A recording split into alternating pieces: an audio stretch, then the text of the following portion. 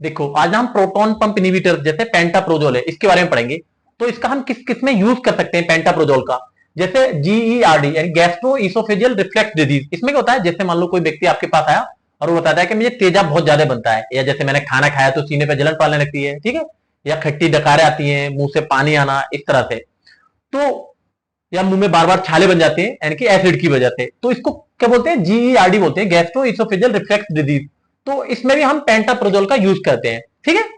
और एरोसिव इसोफेजाइटिस ये क्या होती है, जैसे सांस की नली है उसमें क्या हो, जो तेजाब बनने आए यानी कि एसिड, उसकी वजह से कहता है इसोफेजस में कहता है घाव बन जाते हैं। तो इसको हम क्या बोलते हैं, एरोसिव इसोफेजाइटिस बोलते हैं। तो इसमें भी हम पेंटाप्रोजोल का यूज करते हैं। पेप्टिक अल्सर, तो पेप्टिक अल्सर क्या है, कॉम्बिनेशन अल्सर है, जैसे मान लो इसोफेगस में अल्सर हो जाए, स्टोमक में अल्सर हो जाए और छोटी आंत यानी कि ड्यूडेनल अल्सर हो जाए। तो पहचानेंगे कैसे कि पेप्टिक स्टोमक में अल्सर है, जैसे आपने जैसे खाना खाया, खाना खाने के तुरंत बाद अगर पेट में दर्द होने लगे तो क्या है, यानी कि पेप्टिक अल्सर है। और खाना खाने के 2 या 2.5 घंटे बाद दर्द हो रहा है तो इसका मतलब क्या है, ड्यूडेनल अल्सर है। तो उसमें भी हम क्या है, पेंटाप्रोजोल यानी कि पेंटाप्रोजोल का यूज करते हैं। या एनसेड है, एनसेड क्या है, जैसे एसिक्लोफेनिक है, डाइक्लोफेनिक, ब्रूफेन है, नेप्रोक्सिन, इंडोमेथासिन। तो इसका दर्द निवारक गोलियां होती है, जैसे मान लो किसी का दर्द हो रहा है तब हम यूज करते हैं एनसेड का। तो अगर एनसेड का यूज कर रहे हैं तो इसकी वजह से भी क्या होता है, घाव बन जाते हैं स्टोमक के अंदर। तो उसको रोकने के लिए भी जैसे तुमने देखा होगा, यानी कि एसिक्लोफेनिक है या पैरासिटामोल के साथ डॉक्टर पेंटाप्रोजोल जरूर लगा के देता है, इसी वजह से देता है कि एसिड का फॉर्मेशन कम हो। एच पाइलोरी, ये क्या, इसकी वजह से भी क्या होता है, स्टोमक में घाव बन जाते हैं। तो इसको मारने के लिए, ये क्या एक बैक्टीरिया है, तो बैक्टीरिया को मारने के लिए हम एंटीबायोटिक यूज करते हैं। तो ट्रिपल थेरेपी, जैसे क्लेरिथ्रोमाइसिन है, एमोक्सिलिन, एमोक्सिलिन ना यूज करके मेट्रोनिडाजोल यूज करते हैं। और इन दो के साथ में हम पेंटाप्रोजोल भी यूज करते हैं, ठीक है, समझ में आ गया। तो इस स्थिति में हम पेंटाप्रोजोल का यूज करेंगे। डोज की बात अगर हम करें तो अलग अलग डोज रहती है। जैसे जीईआरडी है, गैस्ट्रो इसोफेजियल रिफ्लेक्स डिजीज, किसी व्यक्ति को है तो इसमें जो डोज रहेगी वो 40 मिलीग्राम रहेगी। 24 घंटे में हम एक बार यूज करेंगे। लगभग कितने दिन तक, 4 से 8 वीक तक हम इसका यूज करेंगे। पहले भी यानी कि छोड़ सकते हैं, मतलब लगभग इतने में लगभग पूरी तरह से ठीक हो जाता है अभी, ठीक। एरोसिव इसोफेजाइटिस, ये क्या मैंने बताया था, जैसे जो सांस की नली है उसमें एसिड की वजह से घाव बन जाते हैं, सूज जाती है, खाना खाते पे जलन सी होती है। तो इस कंडीशन में भी हम क्या करते हैं, इसकी जो डोज रहेगी वो कितनी रहेगी, 40 मिलीग्राम रहेगी। 24 घंटे में हम एक बार यूज करेंगे, लगभग कितने, 1 वीक तक, यानी कि 8 सप्ताह तक हम इसका यूज करते हैं। या मान लो एच पाइलोरी की वजह से क्या हुआ, स्टोमक में घाव बन गए, ठीक है। तो इसको मारने के लिए भी हम, ऐसा तो नहीं है एच पाइलोरी को तो नहीं मारेगा ये, यानी कि पेंटाप्रोजोल, लेकिन साथ में जब थेरेपी चलती है तो साथ में पेंटाप्रोजोल हम लगा के देते हैं। कौन कौन सी ड्रग्स हम यूज करते हैं, क्लैरिथ्रोमाइसिन है, एमोक्सिलिन यूज कर सकते हैं, एमोक्सिलिन यूज नहीं करके मेट्रोनिडाजोल, ठीक है। तो इसके साथ हम क्या करते हैं, पेंटाप्रोजोल भी हम यूज करते हैं, यानी कि ट्रिपल थेरेपी बोलते हैं इसको। तो ट्रिपल थेरेपी में जो पेंटाप्रोजोल की जो डोज रहती है वो 40 मिलीग्राम रहती है।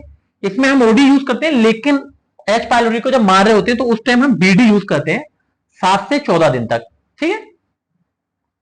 इंट्रावीनस भी हम यूज कर सकते हैं। तो इंट्रावीनस कब यूज करेंगे, जब ओरली व्यक्ति यूज नहीं कर सकता, जैसे मान लो बेहोश हो रखा है वो, ठीक है, तो उस कंडीशन में तो ओरली यूज नहीं करेगा।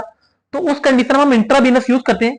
40 मिलीग्राम रहती है इंट्रावीनस, 24 घंटे में एक बार हम यूज करते हैं, ठीक है। तो पेंटाप्रोजोल का अलग अलग ब्रांड नेम मिलता है, जैसे पेंटॉप के नाम से खूब मिलता है मार्केट में। तो अब देखो पेंटाप्रोजोल के हमने यूज पढ़ लिए और उसकी क्या क्या डोज इनकी रहनी चाहिए, जैसे जीआरडी में हम कैसे यूज करेंगे, या मान लो एच पाइलोरी की वजह से अल्सर हो गया तो कैसे यूज करेंगे। अब देखो क्या क्या साइड इफेक्ट हो सकते हैं अगर पेंटाप्रोजोल अगर यूज करता है कोई व्यक्ति। तो सबसे पहले जैसे जनरल साइड इफेक्ट हो सकते हैं,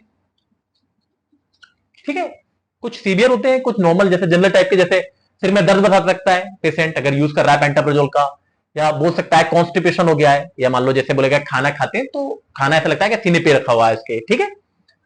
जी मित्र आ सकता है इसका, उल्टी आ सकती है, पेट में दर्द बता सकता है, और फ्लैचुलेंस, फ्लैचुलेंस क्या है, जैसे मान लो पेट फूल जाता है इसका, ठीक है। ये तो क्या है, जनरल साइड इफेक्ट है। कुछ क्या होते हैं, सीरियस साइड इफेक्ट होते हैं, कब होते हैं, जब लंबे समय तक पेंटाप्रोजोल का यूज किया जाता है। तो देखो इससे क्या होता है, विटामिन B12 की डिफिशियंसी हो जाती है अगर पेंटाप्रोजोल का यूज किया लंबे समय तक, ठीक है। तो अगर मान लो विटामिन B12 की कमी हो गई किसी व्यक्ति में तो क्या होगा, न्यूरोपैथी हो सकती है, जैसे हाथ पैर सुन्न होना, झंझनाना, एनेमिक हो सकता है। हाइपोमैग्नीसीमिया, यानी कि मैग्नीशियम की मात्रा क्या होती है, कम हो जाती है ब्लड में अगर लंबे समय तक पेंटाप्रोजोल का यूज करते हैं। और क्या होता है, इंक्रीज रिस्क ऑफ फ्रैक्चर्स, इससे क्या होता है, ऑस्टियोपोरोसिस होती है, यानी कि जो बोन होती है वो खोखली हो जाती है, तो टूटने का बहुत ज्यादा रिस्क बढ़ जाता है। और क्या है, किडनी डिजीज होती है, इंटरस्टिशियल नेफ्राइटिस, यानी कि नेफ्रॉन में क्या होता है, इन्फ्लामेशन हो जाता है।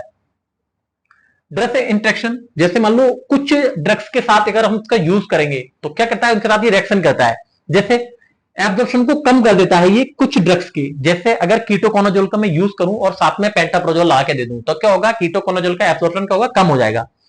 कीटोकोनाजोल का हम किसमें यूज करते हैं, फंगल को मारने के लिए यूज करते हैं, यानी कि जैसे मान लो कोई फंगस लग गया उसको मारने के लिए, या मान लो किसी को खून की कमी हो रखी है और उसको आयरन सप्लीमेंट हम दे रहे हैं, तो अगर आयरन सप्लीमेंट के साथ अगर पेंटाप्रोजोल लगा के दिया तो आयरन सप्लीमेंट का एब्जॉर्प्शन का होगा, कम हो जाएगा।